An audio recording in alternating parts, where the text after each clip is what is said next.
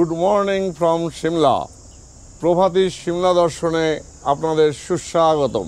ঘড়িতে এখন সময় সকাল 9টা। এই মুহূর্তে আমি আমাদের হোটেল ব্যালকনি থেকে আপনাদের সিমলা দর্শন করাচ্ছি।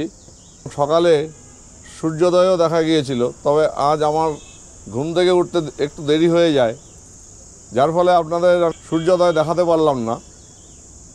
তবে আমার সঙ্গী যারা এসছেন তাদের মুখে শুনলাম যে অসাধারণ সুন্দর সূর্যোদয় নাকি এই ব্যালকনি থেকেই আজ দেখা গিয়েছিল।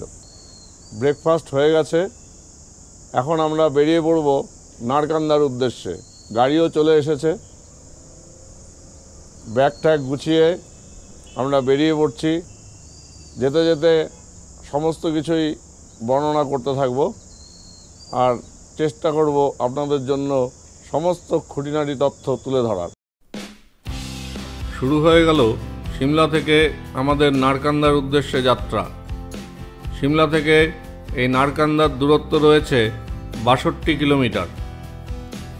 তাই ধরে নেওয়া যায় নারকান্দা পৌঁছতে আমাদের সময় লাগবে 2 থেকে 2.5 ঘন্টার মতন। তবে এই যাত্রাপথে আমরা মাঝখানে কুফরিতে দাঁড়াবো। সেখান থেকে আমাদের সহযাত্রীদের কেউ কেউ ঘোড়ায় চড়ে ফাগু যাবেন।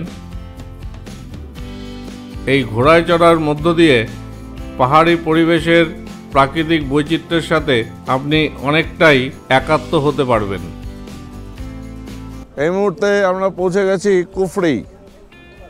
এখান থেকে ঘোড়ায় করে ফাগু যাওয়া যায়। ঘোড়ার জন্য বিভিন্ন রকম রেট রয়েছে, আপনারা এলে একটু দরদাম করে নেবেন।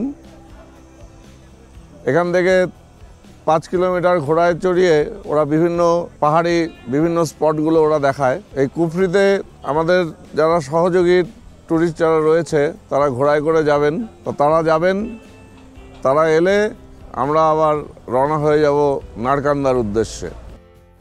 আজ আমার শরীর ফিট না থাকায় আমি এই ঘোড়ায় চড়ে কুফরি থেকে ফাগু যাত্রায় অংশ নিইনি। তবে আমার সহযাত্রীরা এই ট্রিপটি করে এসছেন, তাদের থেকে পাওয়া কিছু দুর্লভ ছবি আমি আপনাদের সামনে তুলে ধরলাম।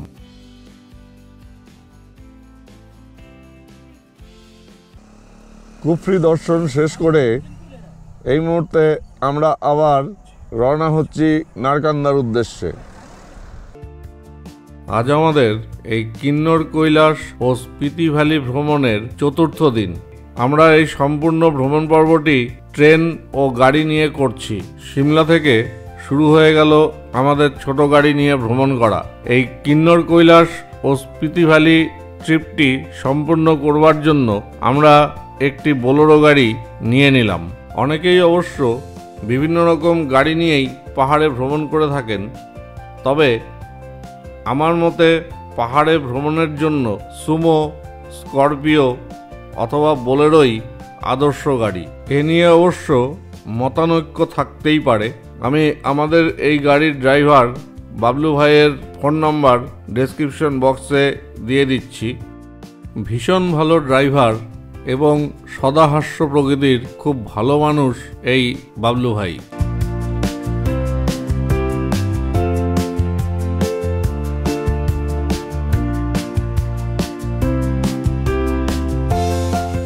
চলতে চলতে রাস্তায় চোখে পড়ল জয় মাতাদির মন্দির।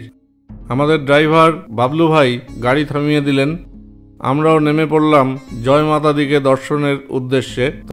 তবে ভাগ্য খারাপ, মন্দিরের প্রবেশপথ ছিল বন্ধ, তার ফলে বাইরে থেকেই আমাদের জয় মাতাদিকে দর্শন করতে হলো।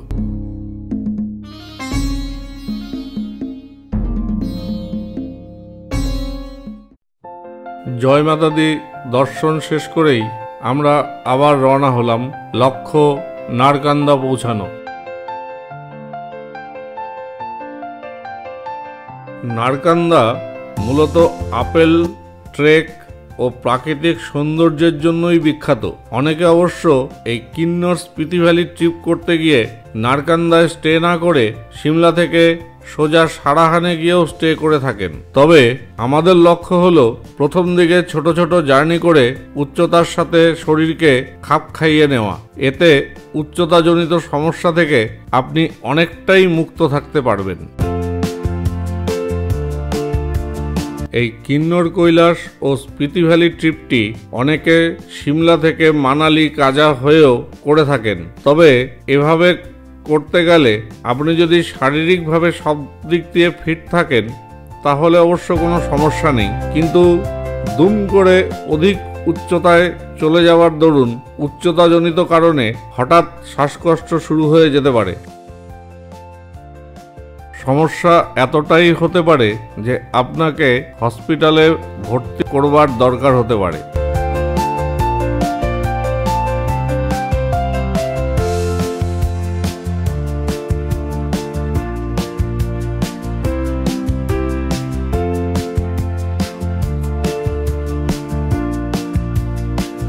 আরেকটি বিষয়ে একটু আলোকপাত করছি। অনেকে আমার এপিসোডগুলো দেখে হয়তো ভাববেন বা বলবেন যে ভিডিওটিতে আমি রাস্তার ভিডিও খুব বেশি দেখিয়েছি। এ প্রসঙ্গে বলে রাখি যে এই কিন্নর কৈলাস ও স্পিতি ভ্যালি ভ্রমণ ট্রিপটিতে রাস্তার দৃশ্যই মূল আকর্ষণ। এই ট্রিপে 2-4টে সাইট সিন দেখবার পয়েন্ট আছে ঠিকই, তবে মূল আকর্ষণ কিন্তু এই রাস্তাটি। এই রাস্তার দৃশ্যগুলো দেখলে পরেই আপনারা বুঝতে পারবেন যে পাহাড়ের বৈচিত্র্য কিভাবে একে একে চেঞ্জ হচ্ছে। অর্থাৎ নারকান্দায় পাহাড়ের একরকম দৃশ্য, সেখান থেকে যখন আপনি চলে যাবেন সাংলা, সে যাওয়ার পথে পাহাড়ের অনেকটাই বৈচিত্র্য আপনি দেখতে পাবেন। এরপর একে একে নাকো, টাবো, কাজা প্রত্যেকটা পার্টেই আপনারা দেখতে পাবেন যে পাহাড়ের দৃশ্য বা পাহাড়ি পরিবেশ একে একে চেঞ্জ হতে থাকবে।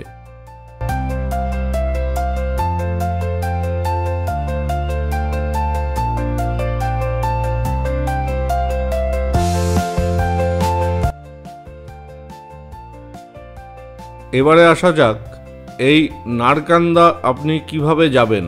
ভারতবর্ষের যে কোনো স্থান থেকেই আপনি নারকান্দা আসতে পারেন। এই নারকান্দা আসার জন্য প্রথমে আপনাকে দিল্লি অথবা চণ্ডীগড়ে পৌঁছাতে হবে। দিল্লি অথবা চণ্ডীগড় পৌঁছানোর জন্য রেল, বাস, তার পাশাপাশি ফ্লাইটও রয়েছে অনেক। এই দিল্লি অথবা চণ্ডীগড়ে পৌঁছে আপনি গাড়ি নিয়ে সিমলা হয়ে চলে আসতে পারেন নারকান্দায়। যারা বাজেট ট্রিপ করতে চান তারা ট্রেনে করে প্রথমে দিল্লি পৌঁছান, এরপর দিল্লি থেকে বাসে চলে আসুন সিমলায়। সিমলা থেকে HRTCর বাস ধরে চলে আসতে পারেন এই নারকান্দায়।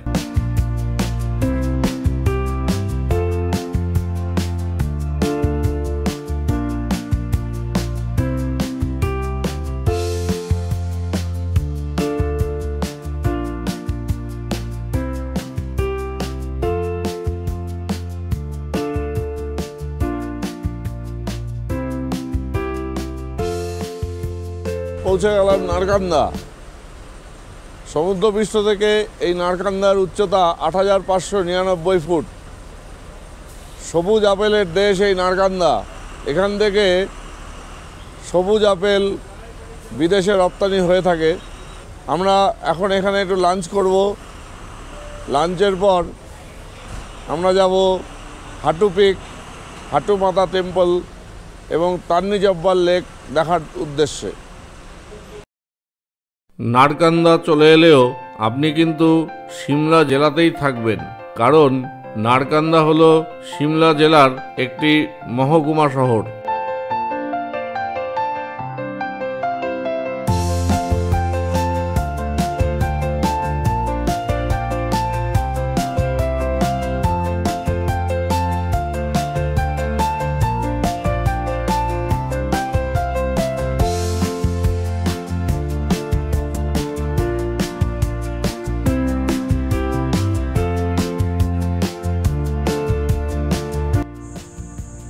নারকান্দা বাজার থেকে এই মুহূর্তে আমি দাঁড়িয়ে আছি হাটু পিক ও হাটু মাতা টেম্পল যাবার রাস্তায়। দেখুন, আমি যে স্থানে দাঁড়িয়ে রয়েছি সেই স্থান থেকে 3টি রাস্তা ডিভাইড হয়ে গেছে। বাদিকে নিচের দিকে যে রাস্তাটি চলে গেছে সেই রাস্তাটি দিয়ে 8 কিমি গেলে আপনি পৌঁছে যাবেন তান্নি জব্বার লেকে। আবার মাঝখানে উপরের দিকে যে রাস্তাটি চলে গেছে সেই রাস্তাটি দিয়ে গেলে আপনি পৌঁছে যাবেন হাটু পিক ও হাটু মাতা টেম্পলে।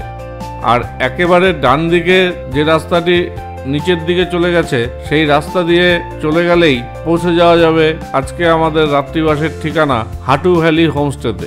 অর্থাৎ একটি করে সাইট সিন করে এই জাংশনে ফিরে আসতে হবে এবং এই জাংশন থেকেই আবার পরবর্তী সাইট সিনের জন্য রওনা দিতে হবে। আমরা রওনা হয়ে গেলাম তান্নি জব্বার লেক দেখার উদ্দেশ্যে। একটু আগে দেখানো 3 মাথার জংশনটি থেকে এই তান্নি জব্বার লেকের দূরত্ব মোটামুটি 8 কিলোমিটার।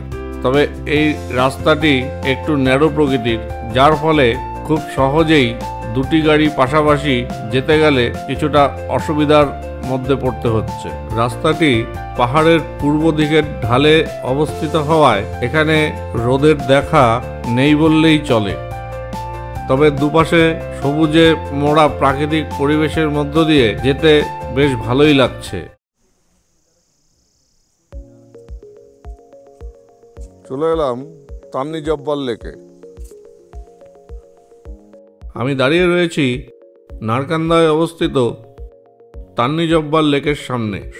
সমুদ্রপৃষ্ঠ থেকে এই লেকের উচ্চতা ৭,৮৭৪ ফুট। লেকের চারপাশ দিয়ে রয়েছে হেঁটে যাওয়ার রাস্তা এবং চারিদিকেই রয়েছে দেওদার গাছের ঝাড়।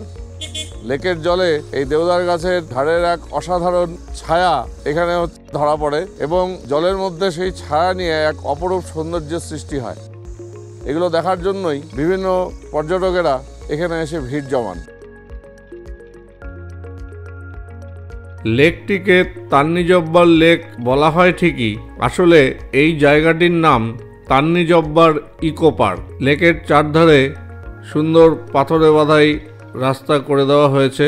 এর ফলে লেকের চারদিক দিয়ে আপনি খুব সহজেই হেঁটে বেড়াতে পারবেন।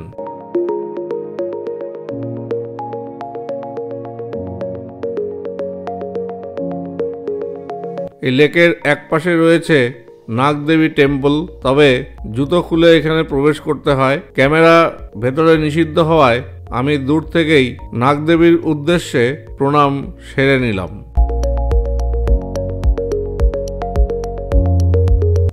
এই মুহূর্তে আমি দাঁড়িয়ে রয়েছি হাটু পিকে। তবে নারকান্দা বাজার থেকে এই হাটু পিকে আসার রাস্তাটি কিন্তু খুবই স্টিফ, আর তার সাথে রয়েছে জিগজ্যাগ, অর্থাৎ যেমন স্টিপ তেমনই জিগজ্যাগ রাস্তা। প্রচণ্ড চড়াই রাস্তা পেরিয়ে অবশেষে আমি এসে উপস্থিত হলাম হাটু পিকে। এখানে রয়েছে হাটু মাতা মন্দির। আমি যাব সেই মন্দিরে। আমি এখানকার প্রাকৃতিক পরিবেশ আপনাদের দেখাবার চেষ্টা করছি।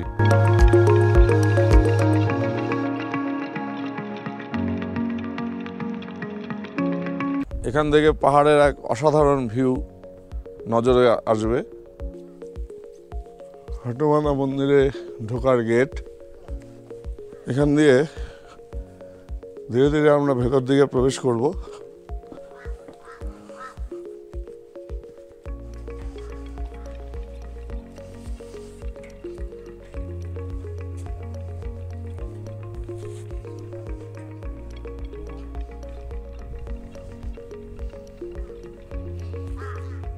এই হলো হাটু মাতা মন্দির।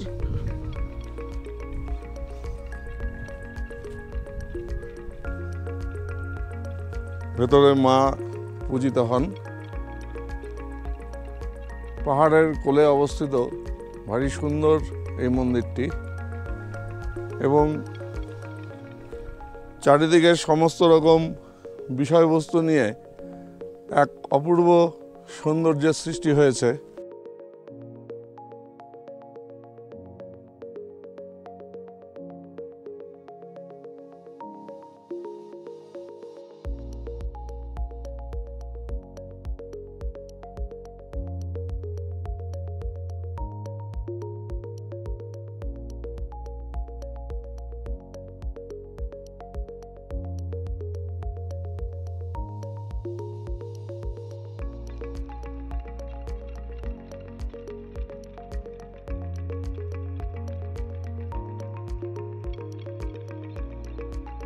মন্দির দর্শন করে চলে এলাম অ্যাকচুয়ালি হাঁটু পিক বলতে যে স্থানটিকে বোঝায়, অর্থাৎ সবথেকে উঁচু জায়গাটিতে এসে দাঁড়ালাম। এই স্থানের উচ্চতা 11,152 ফুট।